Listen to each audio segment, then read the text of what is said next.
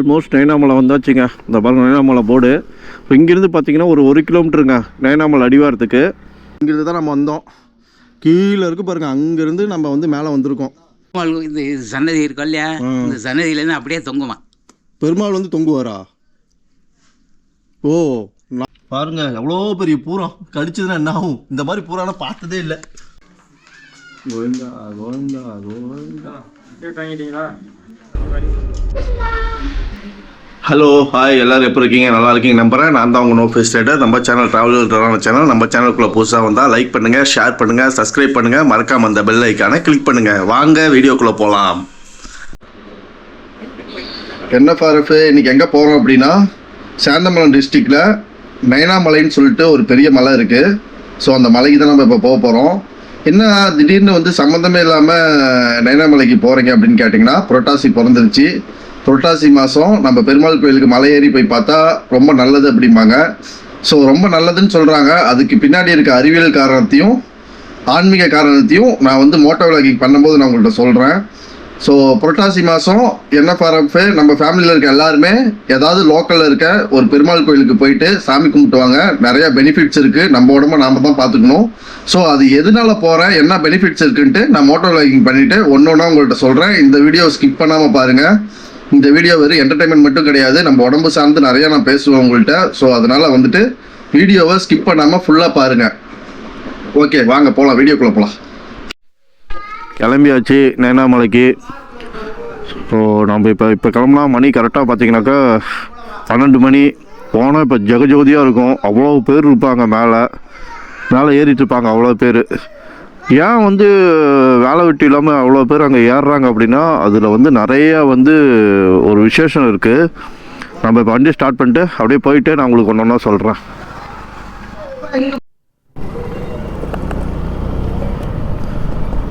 So சயின்டிஃபிக்கான காரணம்னு பார்த்தீங்கன்னா, நம்ம அறிவியல் ரீதியான காரணம்னு பார்த்தீங்கன்னா, இந்த புரட்டாசி மாதத்தில் ஏன் கறி சாப்பிடக்கூடாது, ஏன் வந்து மலை மேலே ஏறி போய் சாமி கும்பிடணும் அப்படின்னு கேட்டிங்கன்னா, கறி சாப்பிடக்கூடாதுங்கிறதுக்கு வந்து நான் ஃபஸ்ட்டு சொல்லிடுறேன். ஏன்னா இது நிறைய பேருக்கு தெரியாது. புரட்டாசி மாதம் கறி சாப்பிடக்கூடாது, புரட்டாசி மாதம் கறி சாப்பிடக்கூடாதுன்னு சொல்லுவாங்க. பட் ஆனால் ஏன் வந்து கறி சாப்பிடக்கூடாதுங்கிறது வந்து யாருமே சொல்ல மாட்டாங்க. தெரியாது நிறைய பேருக்கு. இப்போ எங்கள் வீட்லேயே பார்த்தீங்கன்னா, காலையில் எங்கள் அம்மாட்ட கேட்டேன், எங்கள் அண்ணிட்ட கேட்டேன், எங்கள் அப்பாட்ட கேட்டேன், யாருக்குமே தெரியல ஏன் வந்து ஆனால் கறி சாப்பிடக்கூடாது இதை மட்டும் ரொம்ப ஸ்ட்ரிக்டாக சொல்கிறாங்க. ஏன் கறி சாப்பிடக்கூடாதுன்னு சொல்லிட்டு நான் கூகுள் வந்து ஒரு சர்ச் பண்ணி பார்க்கும்போது வந்து அதில் அவங்க என்ன சொல்கிறாங்க அப்படின்னா, அறிவியல் ரீதியாக நம்ம பூமி வந்துட்டு சம்மர் டைமில், அதாவது வெயில் டைமில் வந்து தேக்கி வச்சுருக்க அந்த வெப்பம், அந்த வெயில் எல்லாத்தையுமே வந்து அந்த ஹாட்டை வந்து நம்மளோட பூமி வந்து இழுத்து வச்சுருக்குமா. இந்த புரட்டாசி மாதம் என்ன ஆகுமா, புரட்டாசி மாதம் மழை பெய்யும் போது, அதாவது ஊசி மலை, அதாவது லைட்டாக மழை பெய்யுதும்பாங்களே, அந்த மாதிரி லைட்டாக மழை பெய்யும் போது என்ன ஆகும்னா, நம்ம பூமி இழுத்து வச்சுருக்க அந்த வெப்பத்தை வந்து வெளியே விடுமா. அந்த வெப்பத்தை வெளியே விடும்போது என்ன ஆகுமா, நம்ம உடம்புக்கு வந்து அம்மை போடுறது, சளி பிடிக்கிறது, காய்ச்சல் வர்றது, இன்னும் நிறைய ப்ராப்ளம் இருக்குது. ஸோ அந்த மாதிரி ப்ராப்ளம்லாம் வந்து நம்ம உடம்புல வந்து அதிகமாக ஏற்படுமா. அதனால் நம்ம அந்த டைமில் வந்துட்டு ஜீரண சக்தி ரொம்ப கம்மியாக தான், நம்மளோட ஜீரணசக்தி வந்து ரொம்ப கம்மியாக தான் நம்ம உடம்புல செயல்படுமா. அதனால தான் நம்மளுக்கு வந்து இந்த புரட்டாசி மாதத்தில் சாப்பிட்டா ஒன்றா ஜீரணம் ஆகாது, நெஞ்சு எறிகிறது, இந்த மாதிரி ப்ராப்ளம்லாம் வருது. இதுக்கெல்லாம் நம்ம என்ன பண்ணணும் அப்படின்னா, அசைவத்தை சாப்பிடக்கூடாது. நம்ம வந்து இப்போது நான்வெஜ் சாப்பிட்டோம் அப்படின்னா நம்ம உடம்பு வந்து ஹீட் இன்னும் அதிகமாக ப்ரொடியூஸ் பண்ணோம். ஸோ இன்னும் ஹீட் அதிகமாக ப்ரொடியூஸ் பண்ணும்போது நம்மளுக்கு இன்னும் அதிகமாக வியாதி வர ஆரம்பிச்சிடும். அதனால் இந்த 1 மாதம் மட்டும் நம்ம வந்து நான்வெஜ் வந்து சாப்பிடாமல் இருக்கணும். ஆனால் இந்த 1 மாதத்தில் தான் நம்ம நான்வெஜ் சாப்பிடாமல் இருக்கிறது ரொம்ப கஷ்டம். நம்ம அவ்வளோ கஷ்டப்பட்டு நம்ம நான்வெஜ் சாப்பிடாமல் இருந்தால் கூட இந்த 1 மாதத்தில் என்ன பண்ணுவாங்க, 1 கிலோ சிக்கன் வாங்கினா 10 முட்டை ஃப்ரீ, 1 கிலோ சிக்கன் வந்து 60 ரூபா தான், இப்படின்னு நிறையா நம்மளை வந்து சாப்பிட தூண்டுவாங்க. ஸோ அதனால் வந்து நம்ம ஏமாந்து போய் நம்ம சாப்பிடக்கூடாது. இந்த 1 மாதம் நம்ம சிக்கன் சாப்பிடாம வாரம் சனிக்கிழமை ஏதாவது ஒரு பெருமாள் கோயிலுக்கு மலை ஏறி போய் பெருமாள் கோயிலை பார்த்துட்டு வந்தால் அடுத்து வர 11 மாதத்துக்கு நம்ம உடம்புல வந்து எந்த ப்ராப்ளமும் வராதுன்னு சொல்லிட்டு சயின்டிஃபிக்காக சொல்கிறாங்க. ஸோ அதனால் வந்துட்டு நானும் வந்து அதை ஃபாலோ பண்ணலாம் அப்படின்னு சொல்லிட்டு, நான் இதுக்கு முன்னாடி வந்த புரட்டாசி மாதம்லாம் வந்து நான்வெஜ் சாப்பிடுவேன். இந்த மாதம் வந்து நான் இதெல்லாம் தெரிஞ்சதுனால வந்து சரி இந்த 1 மாதம் வந்து நான்வெஜ் சாப்பிடாம எவ்ரி சாட்டர்டே வந்து நான் ஏதாவது ஒரு பெருமாள் கோயிலுக்கு போயிடலாம் அப்படின்னு பிளான் பண்ணேன். ஸோ அப்படி பிளான் பண்ணும்போது பார்த்திங்கன்னா, இப்போது நான் இருக்கிற இடத்துல இருந்து ஒரு 12 கிலோமீட்டரில் வந்து ஒரு பெருமாள் கோயில் இருக்குது. பேர் வந்து நயனாமலை. தெலுங்கில் வந்து நயனானா அப்பா. ஸோ அதனால வந்து அப்பா மலை அப்படிங்கிறத வந்து நயனாமலைன்னு கூப்பிட்டு அது செல்லமாக நயனாமலைன்னு ஆயிடுச்சு. அந்த மலைக்கு தான் இப்போ போகிறோம். நாம் போகிறோன்னா அங்கே பாருங்கள் எத்தனை பேர் அங்கே வருவாங்க அப்படின்ட்டு. ஸோ இதனால தான் வந்து சயின்டிஃபிக்காக வந்து நம்ம வந்து நான்வெஜ் சாப்பிடக்கூடாது இந்த மாதத்தில். இது நிறைய பேர்த்துக்கு தெரியாது. தெரிஞ்சிருந்தாலும் நிறைய பேர்த்துக்கு சொல்லுங்கள் நான்வெஜ் ஏன் சாப்பிடக்கூடாது அப்படின்ட்டு. அதே மாதிரி வந்து ஏன் வந்து நம்ம வந்து நான்வெஜ் சாப்பிடாம வீட்லேயே இருந்தால் நம்மளுக்கு வந்து எந்த ப்ராப்ளம் வராதில்ல, ஏன் வந்து நீங்கள் தேவையில்லாமல் அவ்வளோ தூரம் மலை ஏறி போய் சாமி கும்பிடணும் அப்படின்னு கேட்டிங்கன்னா அதுக்கும் ஒரு ரீசன் இருக்குது. நம்ம மலை ஏறும்போது என்ன ஆகும்னா நம்மளோட ஜீரணசக்தியோட அந்த பார்ட்ஸ் வந்து நல்லா வேலை செய்யுமா. ஸோ இப்போ ஒரு வாரத்துக்கு வந்து நம்ம அதாவது ஒவ்வொரு சாட்டர்டேவும் நான் ஏறணும்னு சொன்னோம்ல, அந்த மாதிரி வந்து இப்போ இந்த வாரம் சனிக்கிழமை நீங்கள் ஏறினீங்கன்னா அடுத்த வாரம் வெள்ளிக்கிழமை முடியும் உங்களோட ஜீரணசக்தி செய்யக்கூடிய நம்ம வயிற்றுக்குள்ளே இருக்க பார்ட்ஸ் வந்து நல்லா வேலை செய்யும். அதனால வந்து இந்த செரிமான பிரச்சனைலாம் வராது அப்படிங்கிறதுக்காக தான் நம்ம மலை மேலே ஏறி போய் சாமி கும்பிட்றோம். இதையும் தெரிஞ்சுக்கோங்க. ஏன்னா நம்ம ஆளுங்க கேள்வி கேட்பாங்க உடனே, ஏன் மலை மேலே ஏறி போகணும், அதுக்கு வீட்லேயே இருந்துக்கலாமே, வீட்டில் இருந்துட்டு கும்பலாம். அதுக்கெலாம் வந்து நம்ம முன்னோர்கள்லாம் வந்து ஒன்றுக்கு ஒரு ரீசன் சொல்லியிருக்காங்க. நம்ம முன்னோர்கள் சொன்னதை நம்ம ஃபாலோ பண்ண மாட்டோம் அப்படிங்கிறதுக்காக தான் சயின்டிஃபிக்காகவும் சொல்லியிருக்காங்க. இதனால தான் இது அப்படின்னு சொல்லிட்டு. ஸோ நம்ம இதுக்கப்புறமேட்டாச்சும் இந்த மாதிரி விஷயத்தெல்லாம் ஃபாலோ பண்ணுவோம் முடிஞ்ச அளவுக்கு. சில பேர் வந்து நான்வெஜ் சாப்பிடாம இருக்கவே முடியாது, கண்டிப்பாக சாப்பிட்ற சில பேர் இருப்பாங்க. அவங்கெல்லாம் வந்து கொஞ்சம் குறைச்சிக்குவாங்க. நான்வெஜ்ஜை ரெகுலராக சாப்பிட்றத வந்து கம்மி பண்ணிட்டு நான்வெஜ்ஜை கொஞ்சம் குறைச்சிக்குவாங்க. நான் இன்னொன்று சொல்ல மறந்துட்டேன். இந்த ஒரு மாதம் ஃபுல்லாக நான்வெஜ் சாப்பிடாம தீவிரமாக வந்து உங்களோட பாஸ்டிங் வந்து கடைப்பிடிச்சிட்டு இந்த புரட்டாசி மாதம் முடிஞ்ச உடனே என்ன பண்ணுவாங்க, சில பேர் 1 கிலோ சிக்கன் வாங்கி ஒரே டைமில் சாப்பிடுவாங்க. அந்த மாதிரி பண்ணக்கூடாது. கொஞ்சம் கொஞ்சமாக தான் நம்ம உடம்பு அப்செட் பண்ணும். ஏன்னா ஒரு மாதத்தில் வந்து பழகிடும் நம்ம உடம்பு நான்வெஜ் சாப்பிடாம. அப்படி பழகிட்டோன்னே நீங்கள் உடனே எடுத்தோடனே வந்து 1 கிலோ சிக்கனை வந்து ஒரே டைம் சாப்பிட்டீங்க அப்படின்னாக்கா அது இன்னும் பெரிய பிரச்சனையாக்கிடும். கொஞ்சம் கொஞ்சமாக தான் நம்ம உடம்பு அப்செட் பண்ணுவோம். ஸோ அந்த மாதிரி கொஞ்சம் கொஞ்சமாக நம்ம திருப்பி எடுத்துக்கலாம். நம்ம வந்து இப்போ வெஜ்ஜு தான் சாப்பிடுங்க. வெஜ்ஜிலேயே வந்துட்டு நிறையா ஹீட் ப்ரொடியூஸ் பண்ணுற ஃபுட்டு இருக்குது. அதெல்லாம் நம்ம எடுத்துக்கூடாது. எக்ஸாம்பிள் சொன்னால் வெங்காயம், இஞ்சி, பூண்டு, காராமணி, அப்புறம் ஆலிவ் ஆயிலு, கைக்குத்தல் அரிசி, அதுக்கப்புறமேட்டு கைக்குத்தல் அரிசி.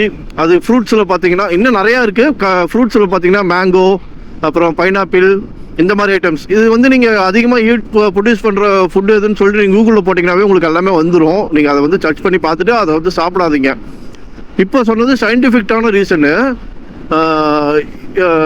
இப்போ சொல்கிறது வந்து ஆன்மீகமாக, அதாவது நம்ம சயின்டிஃபிக்காக இதுதான் உண்மைங்கிறது வந்து ப்ரூவ் பண்ணது நான் இப்போ சொன்னது. ஆன்மீகத்தில் வந்து என்ன சொல்கிறாங்க, எதனால் வந்து நாங்கள் வந்து சாப்பிடக்கூடாது அப்படின்னு சொல்கிறாங்கன்னா, இப்போ இந்துஸோட முறைப்படி பார்த்தீங்கன்னா 12 ராசி வந்து இருக்குது. 12 ராசி 12 மாதம், அதாவது ஒரு வருஷம் கணக்கு. இப்போ 12 ராசிங்கிறது வந்து ஒரு நம்ம சூரியன் வந்து ஒவ்வொரு ராசிலையும் ஒவ்வொரு மாதம் வந்து இடம் இருப்பாராம், குடியிருப்பாராம். ஸோ அப்படி குடியிருக்கும் போது வந்துட்டு இப்போ இந்த புரட்டாசி மாதத்தில் வந்து பார்த்தீங்கன்னா கன்னி ராசியில் வந்து சூரியன் வந்து குடியிருப்பாராம். கன்னி ராசியோட அதிபதினு, அதாவது உங்களுக்கு வந்து ரொம்ப டீப்பாக சொன்னால் உங்களுக்கு புரியாது, நான் ஷார்ட்டாகவே சொல்லிடுறேன். கன்னி ராசியோட அதிபதிங்கிறவர் வந்து புதனோட குருங்கிறவர் வந்து விஷ்ணு.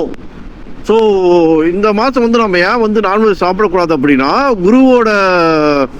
புதனோட குரு வந்து விஷ்ணு. நம்ம வந்து புதனுக்கு வந்து பிடிச்ச உணவுன்னு பார்த்தீங்கன்னா துவர்ப்பு ருசியில் உணவு தான் வந்து புதனுக்கு பிடிக்குமா. ஸோ புதனுக்கு வந்து பிடிச்சத வந்து அவருக்கு வந்து அசைவம் பிடிக்காதான், உப்பு காரம் பிடிக்காதான், அவருக்கு வந்து துவர்ப்பு ருசி மட்டும்தான் பிடிக்குமா. அந்த புரட்டாசி மாதத்தில் வந்து புதனுக்கு வந்து துவர்ப்பு ருசி பிடிச்சதுனால அவங்க வந்து என்ன சொல்கிறாங்க அப்படின்னா, நாமளும் துவர்ப்பு தான் சாப்பிட்ணும், புதன் எப்படி இருக்காரோ அவரை மாதிரியே நாமளும் கடைப்பிடிச்சோம் அப்படின்னா நம்மளுக்கு வந்து உடம்புல எந்த ப்ராப்ளமும் இருக்காது. புதனோட குரு வந்து விஷ்ணு, அதாவது பெருமாள் வந்து காக்கும் தெய்வம். நம்ம இந்து முறைப்படி பார்த்தீங்கன்னா காக்கும் தெய்வம். ஸோ அதனால என்னன்னா, நம்ம வந்து இப்போ விஷ்ணு வந்து நம்ம கும்பிட்டோம் அப்படின்னா, மலை மேலே ஏறி போய் கும்பிட்டா விஷ்ணு நம்மளை காப்பாற்றுவார். நம்மளுக்கு வந்து எந்த பிரச்சனையும் வராமல், உடல்ல நோய் நொடி எதுவும் வராமல் நம்மளை காப்பாற்றுவார். அதனால தான் வந்து புதனுக்கு பிடிச்ச மாதிரி நம்ம வந்து நான்வெஜ்ஜு உப்பு காரத்தை கம்மி பண்ணிட்டு துவர்ப்பு ருசி இருக்கிறத அதிகமாக சாப்பிட்ணும். புதனோட குரு வந்து விஷ்ணுங்கிறதுனால விஷ்ணுவை நம்ம போய் கும்பிட்டா வந்து நம்மளுக்கு எந்த பிரச்சனையும் வராது அப்படிங்கிறது வந்து ஆன்மீகத்தில் சொல்கிற ரீசன் இது. ஸோ நம்ம வந்து விஷ்ணு கோயில் நம்ம மலை மேலே ஏறி நம்ம போய் இது பண்ணுறது வந்து சயின்டிஃபிக்காக பார்த்தா ஜீரண சக்தி வந்து நல்லா நம்ம உடம்புல அதிகமாக இதாகும் அப்படிங்கிறது. ஆன்மீகத்தில் படி பார்த்தீங்கன்னா விஷ்ணு வந்து காக்கும் தெய்வம், அதாவது பெருமாள் காக்கும் தெய்வம். அதனால வந்து நம்ம ஏறி போய் கும்பிட்டா பெருமாள் நம்மளை காப்பாற்றுவார் இப்படிங்கிறது வந்து ஆன்மீகத்தோடது. இது ரெண்டு தான். இது உங்களுக்கு எது பிடிச்சிருக்கோ நீங்கள் அதை எடுத்துக்கோங்க. பட் ஆனால் இந்த புரட்டாசி மாதத்தில் நான் சொல்கிற மாதிரி சாட்டர்டே போயிட்டு பெருமாள் கோயில், அதாவது மலை மேலே இருக்க பெருமாள் கோயிலில் போய் நல்லா கும்பிட்டுட்டு அங்கே துளசி தீர்த்தம் தருவாங்க. துளசி பற்றி நான் சொல்லணும்னு வந்து அவசியம் இல்லை. துளசி வந்து ரொம்ப உடம்புக்கு வந்து ரொம்ப முக்கியமான. துளசியோட யூஸ் என்ன அப்படின்னா நம்ம உடம்புல வந்து பாடி ஹீட்டை வந்து சீராக வச்சுருக்கோங்க. ஸோ அதனால தான் நம்ம வந்து துளசி தீர்த்தம் வந்து பெருமாள் கோயிலில் கொடுக்குறாங்க. பெருமாள் கோயிலில் குடித்தா நம்மளோட உடம்புல இருக்க சூடு வந்து அது நார்மலாக வச்சுருக்கோம். அதுக்காக தான். சிம்பிளாக சொல்ல போனால் இந்த புரட்டாசி மாதம் வந்து என்ன நம்ம பண்ணணும் அப்படின்னா நம்ம உடம்பை வந்து டெம்பரேச்சர் அதிகமாக ஏற்றக்கூடாது. அதாவது ஹீட்டு வந்து சூடு வந்து அதிகமாக எடுத்துக்கக்கூடாது. அதுக்கு நம்ம என்னென்னலாம் பண்ணணுமோ அதை நம்ம பண்ணாவே போதும். இந்த சூட்டுனால வர பிரச்சனை தான் புரட்டாசி மாதம் நம்மளுக்கு அதிகமாக வரும்.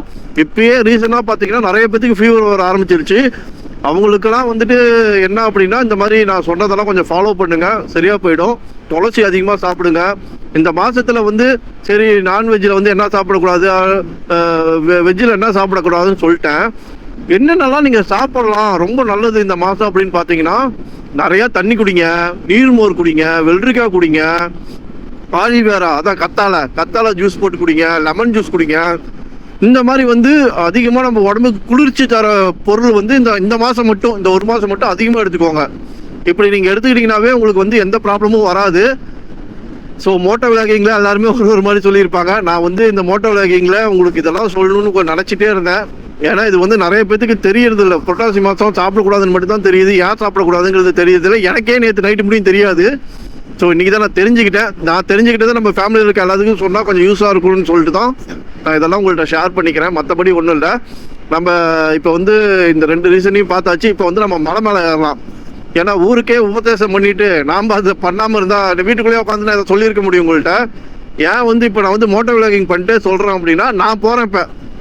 நான் இப்போ மலை மேலே ஏறுறேன், நான் மலைக்கு போகிறேன். ஸோ அதனால தான் உங்களுக்கு வந்து இதை சொல்லிடலாம் அப்படின்னு வந்து சொல்கிறேன். ஸோ நீங்களும் இதை ஃபாலோ பண்ணுங்கள். நம்ம இப்போ வந்து நம்ம மோட்டோ விளாகிங்கே கன்டினியூ பண்ணலாம். ஓகே, நம்ம இது முடியும் கொஞ்சம் ஸ்ட்ராங்காக பேசிட்டோம்னு நினைக்கிறோம். இனிமேட்டு கொஞ்சம் ஃபன்னாக பேசிட்டு போகலாம். ஸோ வாங்க நம்ம இப்போ மலை மேலே ஏறிட்டே பார்ப்போம். நான் வந்து இன்றைக்கி வந்து சிலுக்கு எடுத்துகிட்டு வரலைங்க. சிலுக்கு ஏன் எடுத்துகிட்டு வரல அப்படின்னா நம்ம இப்போ போகிற இடத்துல வந்து பயங்கர ரஷ்ஷாக இருக்கும். நம்ம வந்து வண்டி பார்க் பண்ணுறதுக்கு சரியான இடம் கிடைக்காது. அதே மாதிரி வந்து நம்ம ஹெல்மெட்டு ஸ்மித்தாக வைக்க முடியாது. ஸ்மித்தாக வைக்கிறதும் கஷ்டம், வண்டி பார்க் பண்ணுறதும் கஷ்டம். ஏன்னா வந்து அதிகமாக வந்து க்ரௌடு இருக்குது. யார் என்ன பண்ணுறாங்கன்னு நம்மளுக்கு தெரியாது. சின்னதாக ஒரு காச்சஸ் போட்டு விட்டு போனால் கூட ரொம்ப பிரச்சனை. அதனால என்ன பண்ணிட்டேன்னா அண்ணனோட வண்டி சிலுக்கோட தங்கச்சி தூக்கிட்டு வந்துட்டேன். ஸோ ரொம்ப லாங் இல்லை. வீட்டிலேருந்து பார்த்தீங்கன்னா ஒரு 10 கிலோமீட்டர் 12 கிலோமீட்டருக்குள்ளே தான் வரும். அந்த ரீசன்னால சரி அப்படின்னு சொல்லிட்டு நான் வந்து இவ்வளோ எடுத்துகிட்டு வந்துட்டேன். நம்ம இப்போ போகிறது பார்த்தீங்கன்னா அங்கே தெரியுது பாருங்கள், அந்த மலை தாங்க. இந்த மலை பேர் தான் நைனா மலை. இப்போ நீங்கள் இந்த மலைக்கு வரணும் அப்படின்னாக்கா சேலம் டு நாமக்கல் ஹைவேஸில் வந்துட்டு புதன் சந்தைன்னு ஒரு இடம் இருக்குது. அந்த புதன் சந்தையில் வந்து லெஃப்ட் எடுக்கணும். அதாவது புதன் சந்தையிலேருந்து நீங்கள் நைனாமலை எப்படி போகணுன்னு புதன் சந்தைக்கு வந்து நைனாமலைக்கு எப்படி போகணுன்னு யார்கிட்ட கேட்டாலும் சொல்லுவாங்க. அப்படி நீங்கள் யார்ட்டுமே கேட்கலினா கூட நீங்கள் வந்து மேப் போட்டு நைனாமலைன்னு வச்சிங்கன்னா நேராக கொண்டு போய் அடிவாரத்திலே விட்டுருங்க. உங்களுக்கு எந்த விதமான கவலையும் கிடையாது. அதாவது இப்போ நாமக்கல் டிஸ்ட்ரிக்ட் சேலம் டிஸ்ட்ரிக்டில் இருக்கவங்களுக்கு நான் சொல்கிறேன். மற்றபடி நீங்கள் உங்கள் ஊர் பக்கம் என்ன கோயில் இருக்கோ அந்த கோயிலில் போய் நீங்கள் சாமி கும்பிட்டுக்கோங்க, ஒன்றும் ப்ராப்ளம் இல்லை. நம்ம போகிறது இந்த இதாங்க 3200 ஸ்டெப்ஸுங்க இந்த மலை மேலே ஏறுறது. ஸோ சூப்பராக இருக்கும். நாம் போயிட்டு நான் உங்களுக்கு காமிக்கிறேன் பாருங்களேன், நல்லாயிருக்கும். நான் வந்து சாரிங்க 5600 ஸ்டெப்ஸ் தான். நான் தப்பாக சொல்லிட்டேன். 5600 ஸ்டெப்ஸ் ஆமாம். நம்ம ஒரு கொஞ்சம் போக நான் உங்களுக்கு ஒன்று ஒன்றா காமிக்கிறேன் பாருங்கள். இந்த மலை தாங்க. நீங்கள் கேமராவில் பார்க்கும்போது உங்களுக்கு சின்னதாக தெரியலாம் மலை, ஆனால் நேரில் வந்து பாருங்கள் எவ்வளோ பிரம்மாண்டமாக இருக்கும்ன்ட்டு.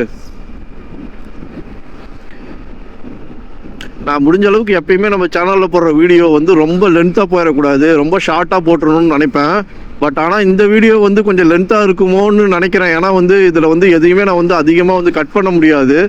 எல்லாமே ரொம்ப இம்பார்ட்டண்டான விஷயங்கிறதுனால வந்து நான் வந்து ஃபுல்லாக தான் போட்டாகணும். நீங்கள் வந்து வீடியோவை ஸ்கிப் பண்ணாமல் கொஞ்சம் இந்த ஒரு வீடியோ மட்டும் பொறுமையாக பாருங்கள். ஏன்னா அப்போ தான் உங்களுக்கு நிறைய விஷயம் புரியும்.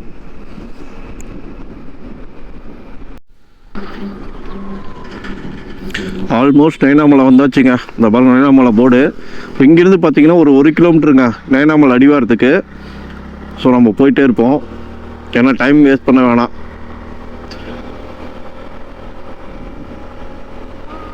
போகிற வழியெலாம் நல்லா இருக்குங்க, கொஞ்சம் இயற்கையாக இருக்கும். वीडियोस बनाने हैं, फिल्मोरा है ना।